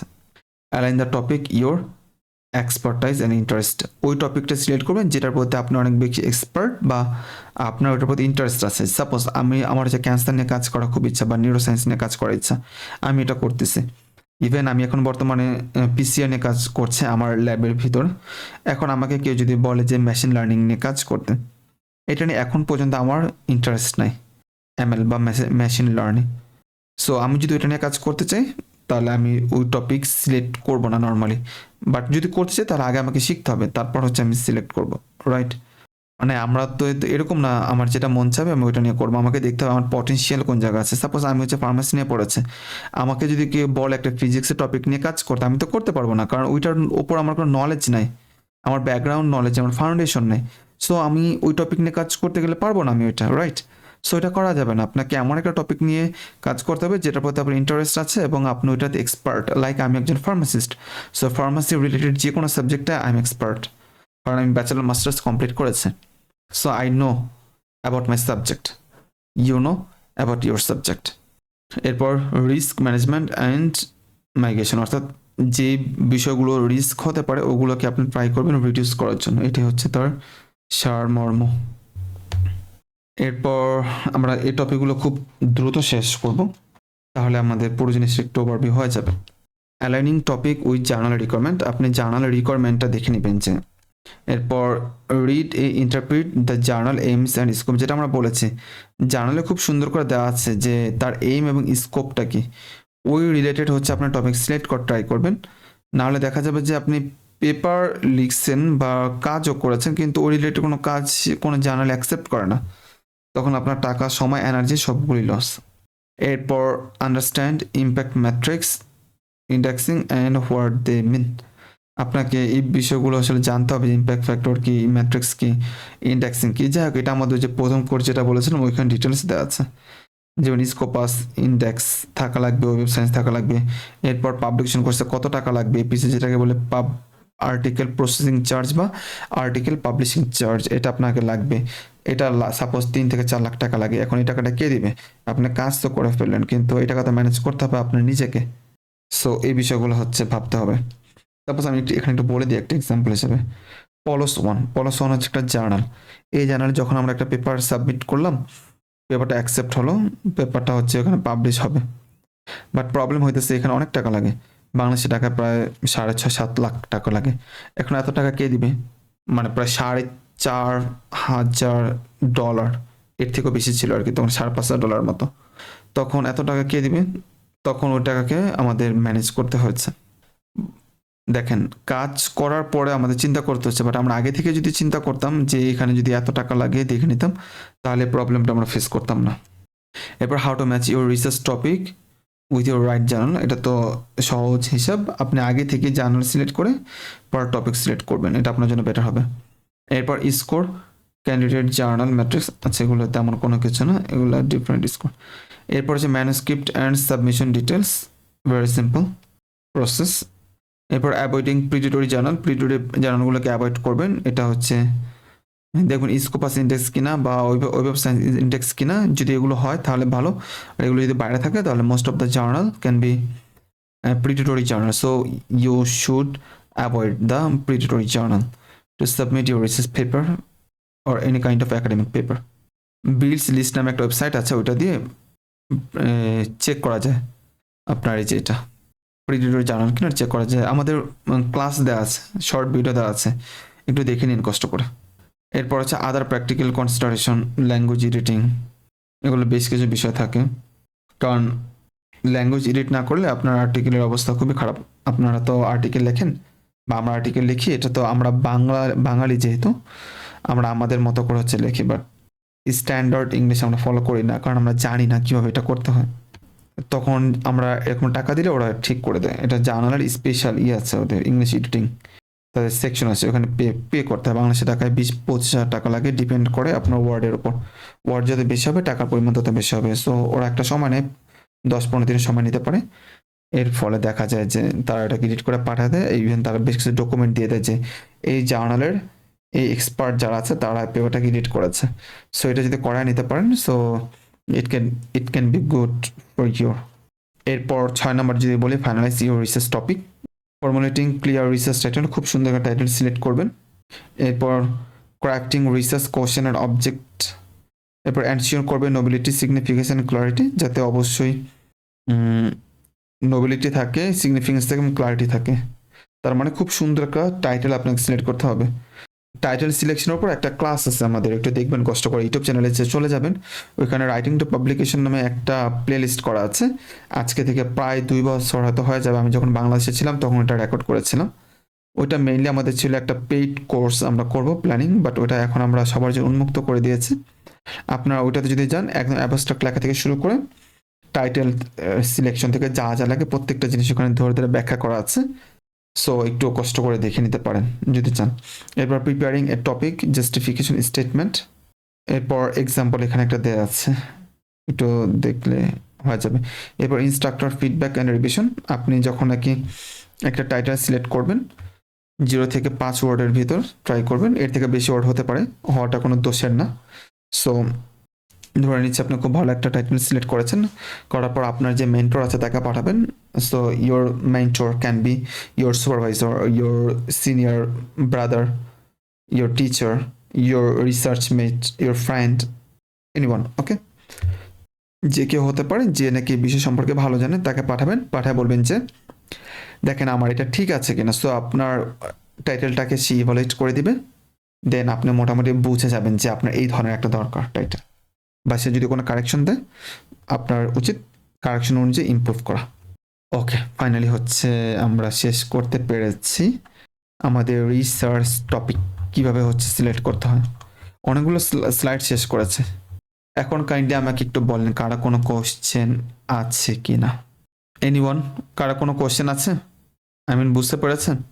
জি বাকি যারা আছেন তারা কি বুঝতে পেরেছেন? ওকে, যেহেতু আপনাদের কোনো প্রশ্ন নাই, আমরা ক্লাস শেষ করে দিব। আজকে যেহেতু আমাদের শেষ ক্লাস, আমি জাস্ট কয়েক মিনিট কথা বলবো, বলে শেষ করে দিব। প্রথমত দেখেন, আপনাদের সাথে আমাদের একটা দীর্ঘ জার্নি ছিল। জার্নিটা হচ্ছে বেশ বড়। আমরা মাঝে ঈদ করেছি, কোরবানির ঈদ। আবার কয়েকজনের পার্সোনাল প্রবলেম ছিল, যার কারণে ক্লাসগুলো একটু ডিলেতে নিয়েছি। অনেক সময় আমি ডিলে করেছি, কারণ প্র্যাকটিস করা দরকার ছিল। আপনারা যে কাজটা শিখেছেন ওটা যাতে প্র্যাকটিস করতে পারেন, মাঝে একটা গ্যাপ দিয়েছি। যাই হোক, আপনারা অনেকে হয়তো কাজ শিখেছেন, অনেকে শিখেননি। আপনাদের কাছে রিকোয়েস্ট থাকবে আপনারা একটু দেখবেন আর কি, প্র্যাকটিস করবেন। আপনাদের রিসোর্সগুলো দেয়া আছে, ইউটিউব চ্যানেলও আছে। ইউটিউব চ্যানেলে চলে যাবেন, অনেক পরিমাণ ভিডিও দেওয়া আছে, আপনাদের কাজ সেগুলো একটু দেখা, আর যে ক্লাসগুলো রেকর্ডিং করা আছে এগুলো একটু দেখা। এরপর আশা করি আপনারা ভালো মতো কাজ শুরু করতে পারবেন। আর এরপরও যদি হচ্ছে আপনাদের কোনো প্রবলেম থাকে আমাকে বলতে পারেন গ্রুপের ভিতর, ইনশাআল্লাহ আমি ট্রাই করবো অ্যান্সার দিয়ে দেওয়ার জন্য। পার্সোনাল যদি থাকে, গ্রুপে বলতে যদি প্রবলেম হয় পার্সোনালি বলতে পারেন। তাও যদি বলতে প্রবলেম হয়, অ্যাটলিস্ট আমাদের কোনো একটা ভিডিওর নিচে গিয়ে একটা কমেন্ট করবেন, তাহলে ইনশাআল্লাহ ওইটা আমার চোখে পড়লে আমি ট্রাই করবো ওইটার অ্যান্সার দিয়ে দেওয়ার জন্য।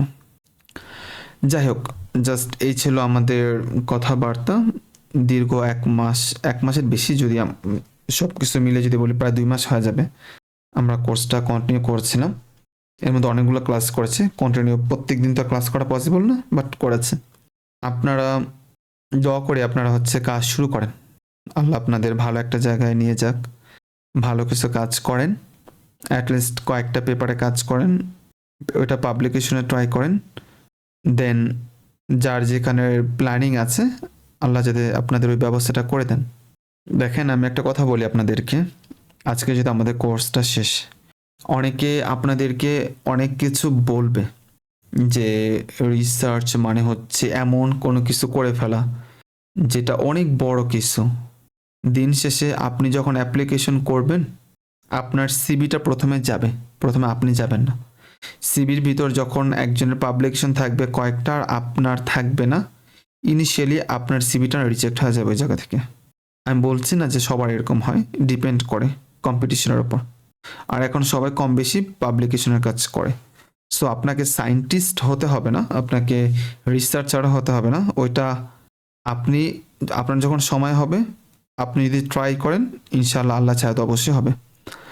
আর যদি আপনি অনেক বড় বড় স্বপ্ন দেখেন প্রথমের দিকে, না কোনো পাবলিকেশন দরকার নেই, আমি হচ্ছে জাস্ট আমি রিসার্চের কাজ করব, শিখব, করতে পারেন, এটা খারাপ কোনো কিছু না। বাট আপনি যদি স্কলারশিপ পেতে চান ফুল ফান্ড, আপনার অ্যাটলিস্ট 2টা বা 3টা পাবলিকেশন করা উচিত। কারণ ওইটা দেখলে আপনার স্কলারশিপ পাওয়াটা সহজ হয়ে যাবে। অনেকে আপনাদেরকে অনেক বুদ্ধি দিবে আমি জানি, আমি যেহেতু এই বিষয়টা নিয়ে অনেক বছর ধরে একসাথে আছি, সো আমি জানি অনেকে অনেক বুদ্ধি দিবে, কী কী বুদ্ধি দিতে পারে ওগুলো আমার জানা আছে। সেজন্য আমি আপনাদেরকে বলি আপনারা ট্রাই করবেন, ভালো হোক খারাপ হোক যেটাই হোক যেমনই হোক, কমপক্ষে 2টা বা 3টা পাবলিকেশন করে ফেলা, হোক রিসার্চ হোক, রিভিউ হোক, first author, third author, fourth author, anything else যাই হোক, ট্রাই করবেন বিফোর অ্যাপ্লিকেশন আপনার সিভিতে যাতে কমপক্ষে 2টা বা 3টা পাবলিকেশন থাকে, হোক ভালো জার্নাল হোক খারাপ জার্নাল। ট্রাই করবেন ভালো জার্নালে, যদি একদমই না পারেন অন্য কোনো জার্নালে হইলেও করবেন, বাট করবেন। উইদাউট পাবলিকেশন আমার রিকোয়েস্ট থাকবে অ্যাপ্লিকেশন করেন না। অ্যাটলিস্ট একটা যদি পাবলিকেশন থাকে, তাও যদি না থাকে আপনি অ্যাপ্লিকেশন করবেন, 30টা ইউনিভার্সিটিতে অ্যাপ্লিকেশন করবেন, আপনার 3টা থেকে আসবে কিনা সন্দেহ আছে। আর অ্যাপ্লিকেশন করতে বেশ টাকা লাগে, ডলারের দাম অনেক বেশি, টাকার দাম খুব কম। সো ওই বিষয়গুলো ভাবতে হবে। আমি কি বিষয়টা বোঝাতে পেরেছি আপনাদেরকে? আমি আপনাদেরকে একদম বাস্তব সিনারিওটা বলছি আর কি। ভালো হোক খারাপ হোক যেটা হোক, before application you need to add your publication in your CV, because when you submit your CV first of all your CV will be evaluated by the exam committee or supervisor or anyone. Okay, then you will be set for interview. আপনাকে পরবর্তীতে ইন্টারভিউর জন্য বলা হবে, but first of all আপনার সিভিটা কিন্তু evaluate হবে। So after evaluation if you have the publication maybe you can be called for interview, otherwise your application will be rejected multiple times. If you apply 20 or 30 number of universities, it doesn't matter. Okay, you will receive the all rejection from the all universities. So make sure you need to add at least 2 and 3 publication in your CV before application. Okay, if you want to get the full fund scholarship, no option.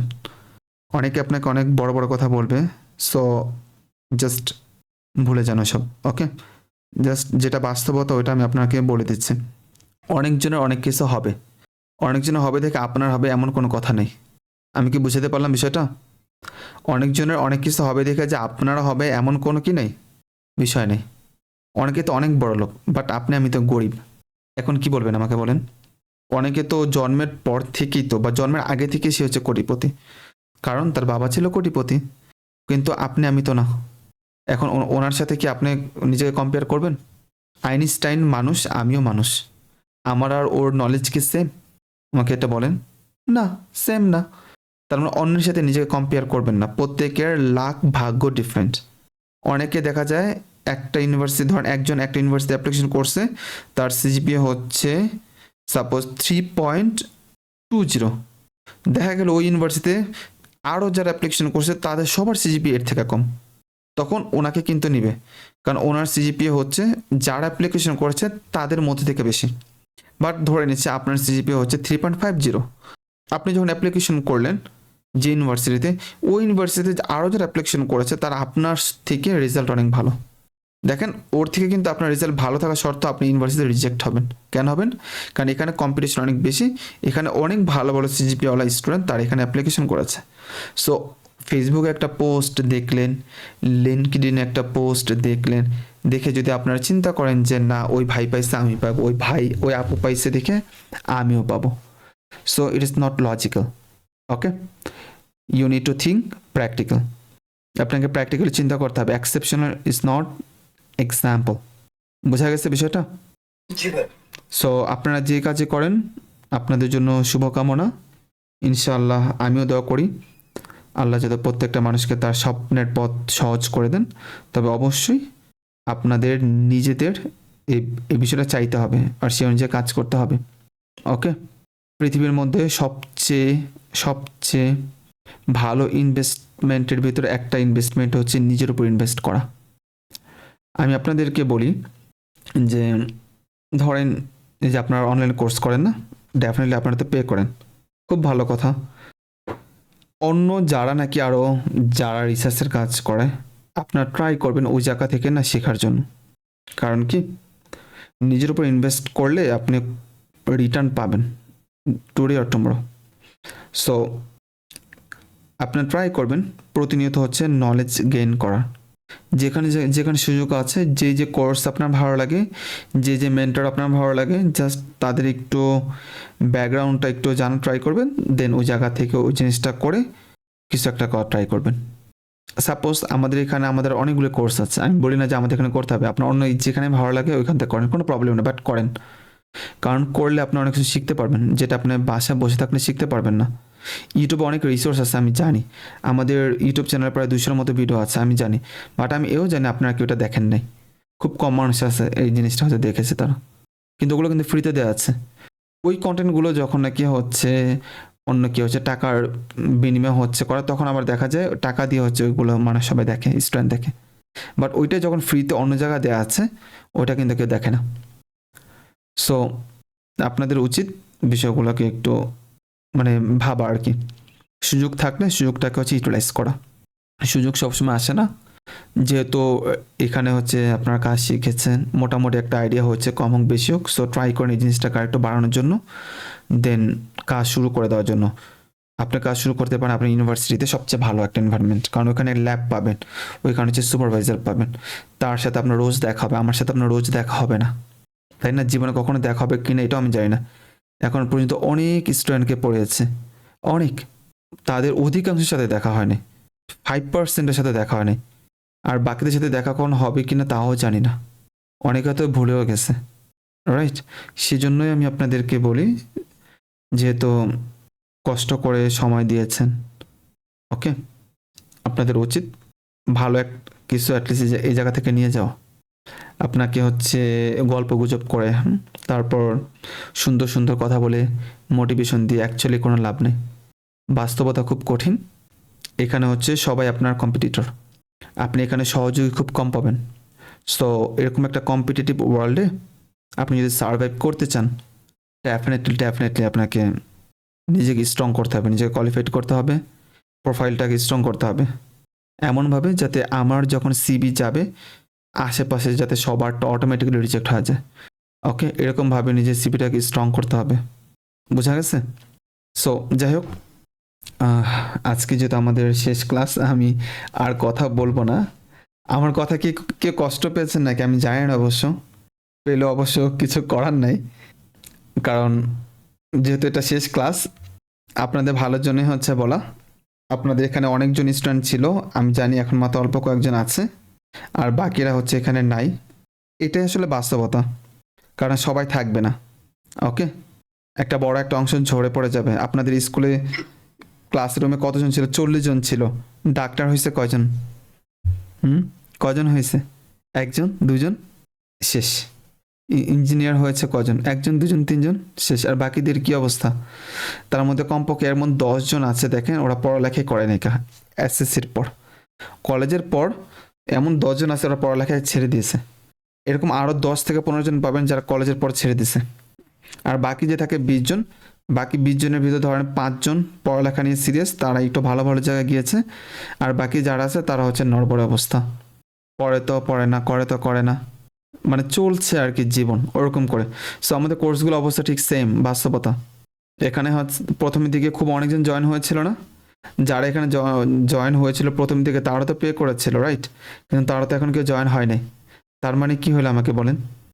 So value হচ্ছে আসলে দেওয়া উচিত প্রত্যেকটা জিনিসেরই। ওকে, আপনাদের কারো কোনো সে আছে নাকি শেষ করে দিব? আমার কোশ্চেন ছিল যে আপনাকে একটা মেসেজ করছিলাম, কোশ্চেন আমার কোশ্চেনটা আচ্ছা বায়োলজিক্যাল অ্যাক্টিভিটি মানে এটা দেখার জন্য আর কি খুব সহজ উপায়। আচ্ছা, আমি ওইটার জন্য আলাদা একটা ভিডিও আছে না, আমি ভিডিও মেক করে ইনশাল্লাহ হচ্ছে আমি দিয়ে দিয়ে আপনার কতদিন পর লাগবে এটা? এটা আমাকে একটু টাইম ডিউরেশনটা একটু বলেন তো। এটা একটু দ্রুত হলে ভালো হয়, মানে 4-5 দিনের মধ্যে হলে। ওকে ওকে ওকে, ইনশাল্লাহ within 1 week I will try. Okay, ইনশাল্লাহ। আর হ্যাঁ, একটা কথা ছিল যে আমরা অনার্স, আমাদের তো থিসিস চলছে, আমাদের 5 বছরের কোর্স। আর আমি যদি হায়ার স্টাডিজের জন্য বাইরে যেতে চাই বা মাস্টার্স করার জন্য বাইরে যেতে চাই, মাস্টার্স এর তো ইউরোপ বা আমেরিকার কান্ট্রি তো ফান্ডিং কম দেয় মাস্টার্স এর ক্ষেত্রে, সেক্ষেত্রে এশিয়ান কান্ট্রি ট্রাই করা কি বেটার? আসলে ফান্ডিং কম দেয় বিষয়টা ওরকম না, ডিপেন্ড করে। আপনার প্রোফাইল যদি ভালো হয় আপনি যে কোনো জায়গা থেকে ফান্ড পেতে পারেন। ফার্স্ট অফ অল লাক একটা বিষয় থাকে, লাক। সেকেন্ড হচ্ছে আপনার নিজের যে কোয়ালিফিকেশন এটা। আর আরেকটা জিনিস সেটা হচ্ছে বাস্তবতা। বাস্তবতাটা আগে একটু বলি। মাস্টার্সে ফান্ড কম থাকে, এটা হচ্ছে রিয়েলিটি। আর পিএইচডিতে ফান্ড বেশি থাকে। ওকে, এটা হচ্ছে রিয়েলিটি। তার মানে পিএইচডিতে ফুল ফান্ডে যেতে পারবেন, পাওয়ার পসিবিলিটি অনেক বেশি, কিন্তু মাস্টার্সে পাওয়ার পসিবিলিটি একটু কম, প্রথম কথা। দ্বিতীয়ত, আপনার যদি কোয়ালিফিকেশন থাকে তাহলে ওই যে যেখানে বললাম কম, ওইখান তো আপনি পাবেন, মানে মাস্টার্সে ফুল ফান্ড পেয়ে যাবেন। ইউরোপ কান্ট্রি হোক, আমেরিকান হোক, যেখানে হোক কোনো প্রবলেম নেই। আর থার্ড যেটাকে বলি আর কি, লাক, ভাগ্য থাকলে তো যে কোনো কিছু পসিবল। সো ইউরোপ করতে হবে, আমেরিকা করতে হবে না, এশিয়া করতে হবে বা করতে হবে না, এরকম কোনো কথা নেই। আপনি ট্রাই করেন আপনার প্রোফাইলটাকে মেক করার, তখন আপনার প্রোফাইলে বলে দিবে আপনার কোন জায়গা হবে। সাপোজ আমি আপনাকে বলে দিচ্ছি, আপনার আইএলসে যদি 7.5 থাকে, সিজিপি যদি মোটামুটি একটু ভালো থাকে, মোটামুটি আর কি ধরে নিচ্ছে 3.5 অ্যারাউন্ড এরকম। আমি জানি না আসলে পাবলিকের রেজাল্ট কেমন হয়, কারণ আমি আসলে আমি যেহেতু পাবলিকে ছিলাম না, আমার ওরকম আসলে আইডিয়া নেই। সো ধরে নিচ্ছি 3.5 এটা মোটামুটি ভালো একটা রেজাল্ট। সো এরকম যদি থাকে, আর ওই দিক থেকে যদি 7.5 অথবা ধরেন 7 আছে আপনার, আপনি আমেরিকাতে হচ্ছে মাস্টার্সে ফুল ফান্ড পাবেন ইনশাল্লাহ। আর তার পাশাপাশি যদি কয়েকটা কাজ টাজ করতে পারেন তাহলে তো সোনায় সোহাগা। ওকে। জি। আর এমনিতে হচ্ছে চায়নাতে ফুল ফান্ড দেয়, এটা একটু ইজি অন্য অন্য দেশের তুলনায়। তাছাড়া হচ্ছে জাপানে আছে, জাপান ওরা দেয়, তাইওয়ান দেয়। এরপর কোরিয়া যেটা আছে দক্ষিণ কোরিয়া, ওরাও দেয়, খারাপ না, ভালো আর কি। তবে comparatively if I say, so you can choose the China, because China is the best. Okay, যে যাই বলে China is the best, not like they আমি এখানে পড়তেছি দেখে আমি এটা বলতেছি। China is China. Okay, China হচ্ছে কাউকে ওরকম মানে কনসিডার করে না, ওরা নিজেরা। সো এটা খুব ভালো একটা ডিসিশন যদি হয় আর কি। আর এমনিতে ইউরোপ কান্ট্রি তো ডেফিনেটলি ভালো, ইউরোপ আমেরিকা তো মাস্ট। ওকে, সো ট্রাই করবেন এগুলো তো হচ্ছে অ্যাপ্লিকেশন করার জন্য। তবে যেটা বললাম, before application you need to make your CV first, so you'll get ইনশাল্লাহ। ওকে, তাহলে আচ্ছা আমাকে একটু রিভিউ দেন তো আপনারা আমাদের কোর্সটা সম্পর্কে 2-1 মিনিটের ভিতরে, সবাই একটু বলেন, এখানে আসি তো কয়েকজন আমরা। আগে কে বলবে বলেন, জাস্ট 2-1 মিনিটের ভিতরে বা 1 মিনিট বা 30 সেকেন্ডের ভিতরে। কোর্সটা করে অনেক কিছু জানতে পারছি আমরা, স্পেশালি রিসার্চের টপিক, কিভাবে রিসার্চ গ্যাপ কিভাবে আমরা ফাইন্ড আউট করবো, এটা রিসার্চ থেকে কিভাবে আসলে আমরা জানবো যে ওইটার উপরে কোন পেপার আছে কিনা, তারপরে একটা রাইটিং করবো কিভাবে, পেপার রাইটিং করার বেসিক যে ধারণাগুলো ওইগুলো পাইছি, তারপরে কম্পিউটারাইজড ড্রাগ ডিজাইন, এখানে অ্যাডমিট বের করা, প্রোটিন প্রিপারেশন করা, লিগ্যান্ড ডাউনলোড করা এবং ডকিং দেখা, তার সাথে যে প্রপার্টিজ গুলো আছে ওইগুলো ঠিক আছে কিনা, নাম্বার অফ হাইড্রোজেন বন্ড, প্রোটেবল বন্ড, তারপর লিগনেসকি রুল, বিবিবি, এগুলা সব সম্পূর্ণ আমরা আর কি এখান থেকে ভালোভাবে ধারণা পাইছি। এবং কেমিক্যাল স্ট্রাকচার ড্র করা, এগুলো মোটামুটি আমরা সবকিছু ভালোভাবে শিখতে পারছি। হুম, কোর্সটা বোঝার জন্য আমার সুবিধা ছিল, অনেক প্র্যাকটিক্যালিও ছিল। আপনি আমাদের সবকিছু প্রোভাইড করছেন, এই জন্য আমরা ভালো মতো শিখতে পারছি। ওকে, যাক আলহামদুলিল্লাহ ভালো। আপনি একদিন খেয়াল করে দেখবেন, আমরা কিন্তু অনেক বেশি হচ্ছে থিওরি দেওয়া ট্রাই করেছে। মানে প্রত্যেকটা মানে মানে থিওরিটিক্যাল যে নলেজটা আছে না, ওইটা কিন্তু দেওয়ার ট্রাই করেছে, রাইট? কারণ আপনি থিওরিটা না বুঝলে না, শুধু সফটওয়্যার আপনি ইউটিউবে যাবেন, টাস টাস টাস টাস অনেকগুলো সফটওয়্যার আপনি ইউজ করতে পারবেন, বাট ওই সফটওয়্যারটা কেন ইউজ করে, তার ব্যাকগ্রাউন্ডটা অ্যাকচুয়ালি কি, ওইটা না জানলে তো আসলে হয় না, রাইট? সো ওইটা আমরা লেকচারগুলো প্রোভাইড করা ট্রাই করেছি যে অ্যাকচুয়ালি ওইটা কীভাবে কাজ করে, কোন কোন মেকানিজম অ্যাকচুয়ালি কাজ করে। ওকে, অ্যান্ড মুশফিক, শোনা যাচ্ছে? জি ভাইয়া। হ্যাঁ, একটু বলো। ফার্স্টলি একদম শুরু থেকে আমার বিভিন্ন সফটওয়্যার, গ্রামারলি, কুইলবট, এগুলা কিভাবে বেসিক আমরা ইউজ করব, ইউজ করার পর এগুলা থেকে মানে রিসার্চের কাজে কিভাবে এগুলো ইউজ করব, দেন ক্যাট ক্যাট এর আন্ডার অ্যাডমিন স্টাডি, দেন মলিকুলার ডকিং, মানে ক্যাট এর অদ্যপান্ত, দেন আমরা আজকে শিখলাম হলো রিসার্চ টপিক কিভাবে আমরা সিলেক্ট করতেছি এবং কোন কোন বিষয় বা কোন কোন বিষয় আমাদের মাথায় রাখা লাগবে রিসার্চ টপিক সিলেক্ট করার জন্য। মানে মোটামুটি একদম বেসিক, দেন হলো গিয়ে মোটামুটি অ্যাডভান্স লেভেলের, দেন প্লাস আমরা এটা প্র্যাকটিক্যালি দেখতে পারছি যে বিভিন্ন পার্ট ক্যাডের। খুব ভালো ভালো লাগলো ভাই। ওকে, মানে স্যাটিসফাই তো, মানে তোমাদের হচ্ছে? জি ভাই। ওকে, আলহামদুলিল্লাহ। এরপর যদি একটু বলি, আমাদের রুকিয়া বিনতে ইসমাইল, আপনি শুনতে পাচ্ছেন?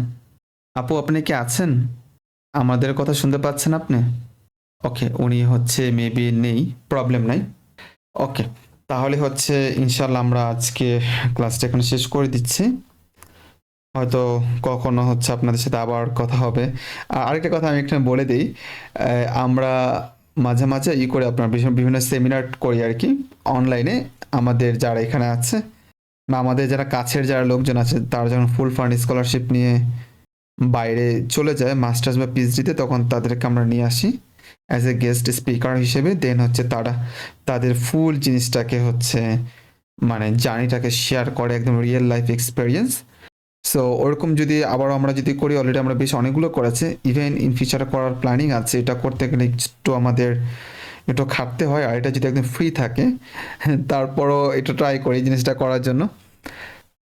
আপনাদের ওরকম মানে আমরা যদি এরকম করি, আপনারা কাইন্ডলি একটু জয়েন হবেন। সো এটা আপনাদের জন্য ইনশাল্লাহ অনেক বেশি হেল্প হবে আই থিঙ্ক। তাছাড়া আমাদের অলরেডি প্রিভিয়াস অনেকগুলো করা আছে, সেমিনার নামে একটা প্লেলিস্ট করা আছে, ওইখানে গেলে আমাদের প্রিভিয়াসগুলো পেয়ে যাবেন। ওয়েবসাইটে গেলে তো মাস্ট পাবেন। তাহলে আজকের মতো এখানে ক্লাস শেষ করি, ইনশাল্লাহ আবার অন্য কোনো একদিন হয়তো কথা হবে। আল্লাহ হাফিজ। কোর্স 1টা আবার কবে শুরু করবেন? কোর্স 1টা আমি মিস করছিলাম ভাইয়া, মানে 2 3 হচ্ছে কিন্তু কোর্স 1 হয় না। স্পেশালি আমার অঙ্গত মনে করেন প্রজেক্ট ডিস্ট্রিবিউশন হয়ে গেছে, কোর্স 1টা খুব দরকার। আচ্ছা, আমি ওই এনামুল আছে না, এনামুলের সাথে হুম। তো পরীক্ষা তো ও তো ক্লাসই করে না। ও আচ্ছা আচ্ছা ও তো আচ্ছা। ফাইনাল পরীক্ষা চলে, ও তো ক্লাসই করলো না। ও আচ্ছা আচ্ছা, প্রবলেম নাই কা। ইনশাল্লাহ আমরা হয়তো কোর্স 1 যেটা আছে ওইটা করবো আর কি। ওইটা করলে ইনশাল্লাহ আমি জানাবো আর কি। ওকে, একটু খোঁজ খবর একটু রাখবা, একটু যোগাযোগ রাখবা, ইনশাল্লাহ হচ্ছে আমি জানাবো। আর কোর্স, গ্রুপে দিয়ে জাস্ট হ্যাঁ হ্যাঁ, কোর্সটা কোর্স 1 শুরু করলে জাস্ট একটু গ্রুপে দিন। ওকে ইনশাল্লাহ ইনশাল্লাহ। আর কোর্স 1টা আসলে রেকমেন্ড করি কেন, কারণ ওখানে আসলে অনেকগুলো টপিক হচ্ছে আমরা কাভার করতে পারি, যেটা হচ্ছে আমরা অন্য কোনো জায়গায় আমরা কাভার করতে পারি না। যেমন আমাদের এই এই কোর্সটার ভিতরে আমাদের অ্যাকচুয়ালি জোর করে অনেক কিছু কাভার করতে হয়েছে। যেমনটা আমি মোটামুটি কমিটমেন্ট ছিলাম ওই অনেক ওদের সাথে, যে এখানে হচ্ছে অনেক কিছু আমরা নিয়ে আসবো, রাইট? অ্যাকচুয়ালি এখানে আমরা আনার ওরকম প্ল্যানিং ছিল না, বাট এরপরও যেহেতু আমি ওদের সাথে কথা বলেছি আর ম্যাম যেহেতু বলেছিল, পরে আমি আর ওনাদেরকে হচ্ছে আর ওরকম করে মানা করি না। আমি বলেছি আচ্ছা ঠিক আছে, প্রবলেম নেই, আমরা ইনশাল্লাহ ওগুলো অ্যাড করে দিব। এরপর হচ্ছে ওই জায়গা থেকে অনেক কিছু হচ্ছে নিয়ে আসছি, যদিও আমরা ডিটেলসে আনতে পারি না, কারণ এটা স্বতন্ত্র ইন্ডিভিজুয়াল একটা কোর্স ছিল আমাদের। বাট এরপর ট্রাই করেছি যেগুলো হচ্ছে মোস্ট রেলিভেন্ট, ওগুলো হচ্ছে কীভাবে নিয়ে আসা যায়। যাই হোক, ইনশাল্লাহ আমরা যেহেতু কোর্স 1টা আবার যখন শুরু করব, তখন হচ্ছে তোমরা হচ্ছে জয়েন হয়েও, বা আপনাদের পুরো ব্যাচ যারা আছে, আপনাদের যদি পসিবল হয় তাহলে ইনশাল্লাহ ওইটাতে জয়েন হতে পারেন। ওইটা দেখবেন খুব জি ভাই, আমি সবার সাথে কথা বলে আমি তাহলে জানাবো। আচ্ছা আচ্ছা আচ্ছা, ওকে, ইনশাল্লাহ ইনশাল্লাহ, ওকে, ঠিক আছে, তাহলে ইনশাল্লাহ আমরা আজকের মতো এখানে রাখি। আল্লাহ হাফিজ। আসসালামু আলাইকুম রহমতুল্লাহ বারকাত।